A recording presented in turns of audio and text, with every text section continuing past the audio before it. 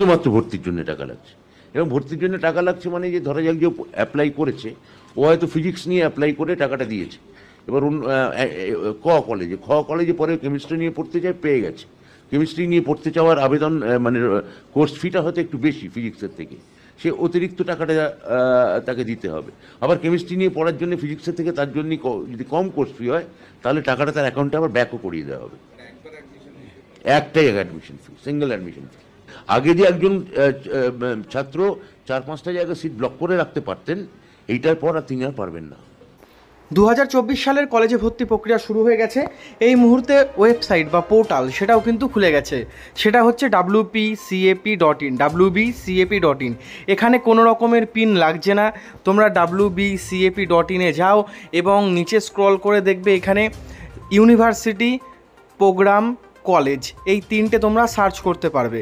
তোমরা pass course নিয়ে পড়বে না অনার্স কোর্স নিয়ে পড়বে সেটা এখন থেকেই দেখে নাও, এবং কোন কলেজে কতগুলো সিট রয়েছে, তার সাথে কোন কলেজে কত টাকা লাগছে পার সেমিস্টার ফিজ, মানে প্রত্যেকটি সেমিস্টারে কত টাকা করে লাগছে, সেটাও কিন্তু তোমরা বাড়িতে বসেই দেখে নিতে পারবে।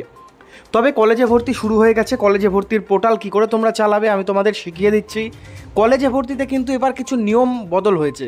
যেমন একটা স্টুডেন্ট 20টি কলেজে আবেদন করতে পারবে। তার সাথে আগে কি হতো, অনেক স্টুডেন্ট কলেজগুলোকে আটকে রাখতো, সিটগুলোকে আটকে রাখতো, সেটা কিন্তু এবছর আর হচ্ছে না। তোমরা কিন্তু বেশি সিট আটকে রাখতে পারবে না। তোমরা কিন্তু অন্য কলেজে, ধরো তুমি একটা কলেজে ভর্তি হয়েছো, অন্য কলেজে সিট আটকে রেখেছো, সেটা কিন্তু হবে না।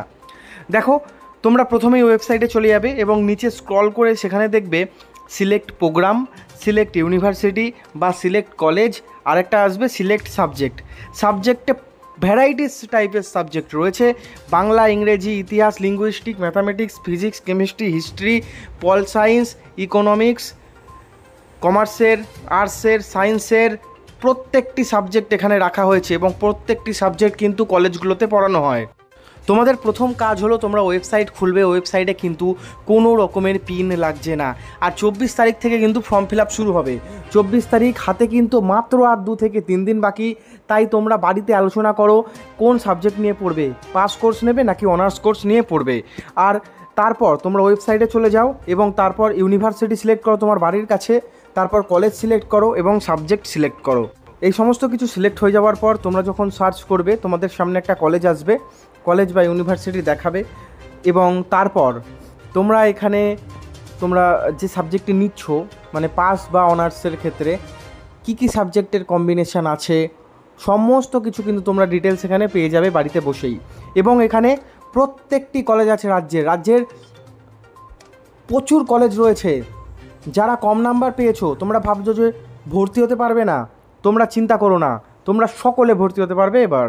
যারা 250 কম পেয়েছো, যারা 300 কম পেয়েছো, যারা 400 কম পেয়েছো, সকলে ভর্তি হতে পারবে, সকলে। ঠিক আছে, দেখো তোমাদের এরকম দেখাবে কল্যাণী মহাবিদ্যালয়, আমি সার্চ করেছিলাম, এখানে কটা সিট আছে সেটাও দেখিয়ে দেবে। ফিস স্ট্রাকচার, কত টাকা লাগবে পার সেমিস্টার ফিজ।